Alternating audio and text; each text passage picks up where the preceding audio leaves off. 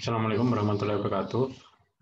Untuk materi terapi herbal komunitas, itu nanti kita sebenarnya ada 2 kali pertemuan ya. Pertemuan pertama itu semester ini, nanti pertemuan selanjutnya mungkin di semester 6 ya mungkin ya, di tingkat 4 ya, di semester 8. Jadi ada 2 kali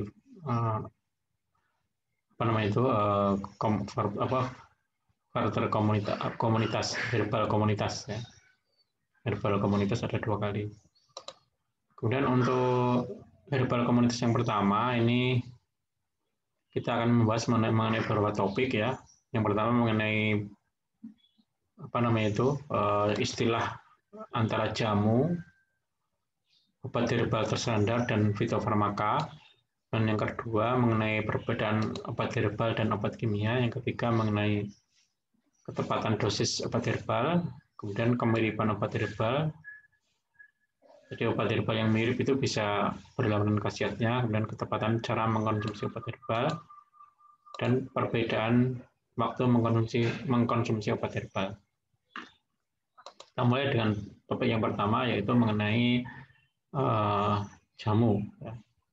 Jamu itu istilah yang sering kita dengar ya, di mana jamu itu sebenarnya adalah istilah yang standar yang digunakan oleh pemerintah untuk membedakan antara jamu dengan jenis herbal yang lain. Jamu itu menurut istilah resminya adalah empirical based herbal medicine. Ya, jadi kalau diartikan secara harfiah adalah obat herbal yang didasarkan atas pengalaman. Empirical itu pengalaman. Jamu ini sebenarnya jadi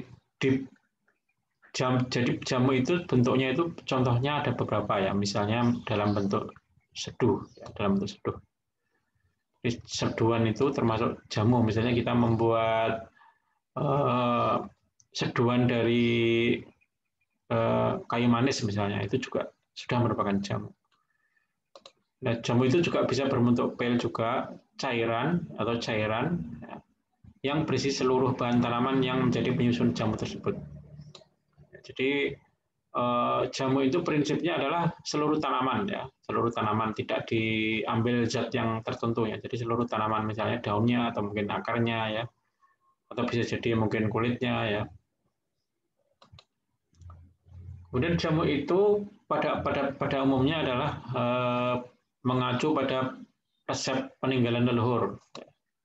Jadi jamu itu sebenarnya adalah hasil pengalaman dari nenek moyang kita, dan biasanya itu isinya lebih dari satu. Ya, jadi jamu itu kalau kita minum jamu biasanya isinya itu banyak ya. Misalnya kalau kita beli di pasar ada jamu namanya jamu untuk pahit-pahitan itu ya, itu isinya itu banyak ya. Jadi satu plastik isinya terdiri dari beberapa jamu. Ya, jamu ini isinya sampai bahkan ada yang lebih dari 5 ya, dalam satu plastik, dalam kemasan lebih dari 5. Ya, kemudian kalau kita beli di pasar ya, yang wujudnya jamu itu 5 bahan sekaligus, yaitu nanti direbus kemudian disaring dan airnya diminum. Nah, jamu ini sebenarnya tidak pernah atau jarang ya, atau belum atau tidak perlu dibuktikan secara ilmiah. Jadi jamu itu cukup ya sediaan yang dipakai berdasarkan pengalaman nenek moyang kita, dan itu terbukti aman, sehingga memang perlu pada kedepannya dibuktikan secara ilmiah, tapi jamu itu tidak memerlukan pembuktian ilmiah. Bahkan pembuktian ilmiah pada hewan uji ya tidak diperlukan.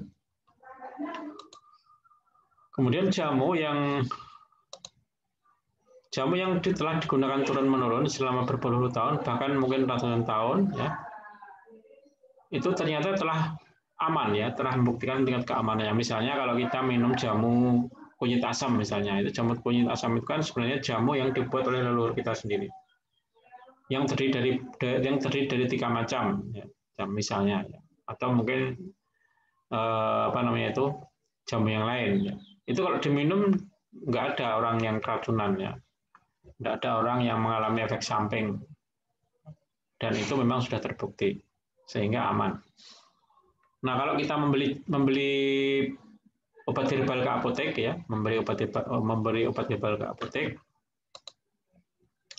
maka nanti di bungkusnya itu ada tulisan dan gambar seperti ini. Jadi misalnya ini bungkusnya itu diberi gambar seperti daun ya, yang tulisannya itu jamu. Ini contohnya seperti ini ya. Jadi kalau kita mau beli jamu ya, ini adalah beberapa contoh ya kemasan yang sudah dibuat ya, yang sebenarnya itu termasuk dalam golongan jamu. Misalnya ini yang terkenal adalah tolak angin ya. Ini contoh ya. Tolak angin ini terdiri dari lebih dari 5 bahan ya. Termasuk di dalamnya itu ada madu ya. Kemudian kalau ini slimming tea ini adalah contoh jamu yang hanya terdiri dari 1 bahan aktif ya. Di sini isinya itu hanya teh hijau ya. Kemudian ini habatus sauda ini adalah jamu juga ya, dan hanya terdiri dari 1 bahan aktif yaitu jintan hitam. Ya, jadi ini masih tergolong dalam tingkatan jamu. Jadi jamu itu adalah tingkatan obat herbal yang paling rendah. Ya. Kenapa dia tingkatan paling rendah? Karena belum diperlukan bukti secara ilmiah. Kemudian jamu-jamu yang sudah beredar ya ini kita melihat itu ada lambang seperti tadi yang sudah saya perlihatkan ya, lambang daun ya seperti ini. Nah, jamu-jamu ini memang ada yang sudah diuji dan ada yang belum ya. Tapi di sini ya pemerintah menetapkan bahan-bahan yang ada di dalam produk ini digolongkan sebagai jamu. Kemudian obat herbal level kedua ya, atau tingkatan yang lebih tinggi dibanding jamu. Ya. Tingkatan yang lebih tinggi itu berarti dia kualitasnya lebih baik ya. Prosesnya lebih baik. Itu namanya scientific based herbal medicine. Scientific based herbal medicine. Kalau diterjemahkan adalah obat herbal terstandar. Nah, ini lebih maju lagi dibanding jamu ya, karena ini sudah dalam bentuk ekstrak. Ya. Jadi sudah dalam bentuk ekstrak, di mana ekstrak itu diperoleh dari proses penyarian, ya, diperoleh dari proses pengambilan bahan aktif ya dari jamu dengan proses yang mungkin agak rumit. Nah, bahan obat yang diambil ya itu misalnya daun ya itu bisa diambil sarinya ya atau diambil zat aktifnya, namanya adalah ekstraksi. Nah, ekstraknya inilah yang nanti bisa digunakan atau dikemas dan diberi label scientific based herbal medicine. Nah, untuk membuat ekstrak atau membuat sari dari tanaman herbal, itu membutuhkan peralatan yang kompleks, peralatan yang rumit. Ditambah memerlukan bahan yang ada bahan tambahannya. Jadi ada bahan, ada alat ya, untuk mengekstrak atau mengambil sari dari tumbuhan herbal. Nah, kalau di prodi farmasi sendiri ya, mahasiswa tingkat 2 atau 3 itu sudah diajari caranya mengambil ekstrak, caranya membuat ekstrak dari tanaman herbal. Nah, sehingga karena proses ini, maka otomatis secara ekonomis harganya lebih mahal. Kemudian selain ada proses ekstraksinya, kelebihan dari obat herbal terstandar dibanding jamu adalah sudah dibuktikan secara ilmiah. Biasanya penelitiannya itu adalah penelitian pada hewan uji. Jadi ekstrak tadi ya yang sudah diambil dari bahan herbal atau obat herbal misalnya dari daun itu terus diujikan ke dalam hewan uji. Dalam hal ini misalnya adalah tikus atau mencit. Jadi dibuktikan secara ilmiah melalui penelitian preklinik. Penelitian preklinik itu adalah penelitian yang menggunakan hewan uji. Kalau penelitian klinik itu adalah penelitian yang menggunakan manusia. Nah, kalau obat herbal terstandar itu penelitiannya belum penelitian klinik, tapi penelitian preklinik atau penelitian yang menggunakan hewan uji. Jadi penelitian itu bisa sampai ke arah penelitian efek dari racun atau toksisnya, ya, sampai. Jadi cukup kompleks ya penelitian preklinik ini, sehingga dari penelitian preklinik itu, dari penelitian terhadap hewan uji itu, kita bisa membuat kesimpulan tingkat keamanan dan khasiat dari bahan herbal tersebut.